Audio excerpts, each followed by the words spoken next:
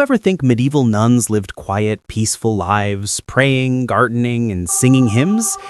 Yeah, not always. Some convents in the Middle Ages were more like royal courts, with drama, parties, and the occasional whoops that had the church pretending it didn't happen. Welcome to the side of medieval history they never told you in class, where faith, politics, and chaos all shared a room, and the Wi-Fi was definitely not blessed. Let's rewind to the 12th century. Europe, castles, plagues, crusades, and a lot of people pretending to be holier than they were. Families would send their daughters to convents for all sorts of reasons. Devotion, sure, but also we can't afford another dowry, or she talks too much at dinner. Boom, instant nun. Now, not every convent was scandal central. Many were truly devoted places of learning and charity. But some, oh boy, some became little hubs of medieval high society, where noble ladies wore silk under their habits, had servants, and hosted feasts that would make a cardinal blush. The abbess, basically the CEO of the convent, could rival a nobleman in wealth and influence. Some even owned vineyards. So yeah, technically, wine was holy, but not always for holy reasons. In 14th century France, especially around Avignon, where the popes temporarily lived, church corruption was basically trending. Imagine the Vatican meets the Real Housewives. There were reports of nuns wearing jewelry, eating fancy meats, and receiving donations from visiting bishops.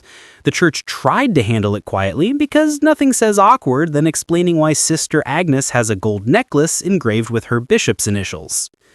And then there's the 15th century convent of St. Catherine in Ferrara, Italy, officially a place of devotion. Unofficially, think of it as the medieval version of a secret club. There were rumors of feasts, secret visitors, and music at night. When inspectors arrived, they found more silverware than a noble's dining hall and more gossip than a royal wedding. Of course, the church's investigation went exactly how you'd expect. The men involved got reassigned, the nuns got lectures about sin. Classic. But not every story was about indulgence. Many nuns were victims of circumstance, forced into vows they never chose. Some were as young as 12. They lived behind walls for decades, cut off from the world. A few tried to escape, some fell in love. Others got caught writing very unholy letters. There's even a recorded case of a nun in 13th century Germany who faked her death just to run away. Commitment goals, honestly. But of course, not all convents were chaos. Some were centers of knowledge, the few places women could read, write, and even manage property. That's where the irony hits. Convents were both prisons and opportunities. You could be trapped or empowered, depending on who ran the place. And if your abbess was chilled, life wasn't too bad. Bread, books, and a bit of wine. #nunlife. One of the most famous reformers, St. Teresa of Avila, literally said, "We need to chill with the luxury people." She saw how some convents had turned into gossip clubs and decided to start a reform movement in the 1500s. Her message? Less bling, more prayer. She was like the medieval Marie Kondo. If it doesn't spark holiness, toss it out. The scandals weren't just about desire. They were about control. The church used convents to shape politics, silence inconvenient women, and manage wealth. Behind every wayward nun story was usually a much bigger system problem. It wasn't about bad nuns, it was about a bad system. And history, as usual, blamed the women first. But for all the drama, many of these women still found ways to lead, teach, and preserve culture when the rest of the world was chaos. They copied manuscripts, ran hospitals, and managed estates. Basically, they were running startups before startups were cool. Just, with candles and Latin prayers instead of coffee and Wi-Fi.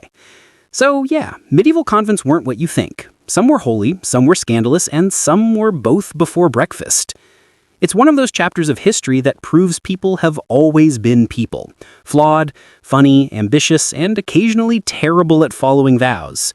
So next time you walk past an old abbey or monastery, remember, behind those stone walls there were secrets, power struggles, and maybe even a little wine that was never blessed. Because in the end, history is not just about kings and wars. It's about the humans who broke the rules, even when the rules were written by heaven itself. Thanks for watching Timelines Uncovered, where we dig up the weird, wild, and occasionally wine-soaked side of history.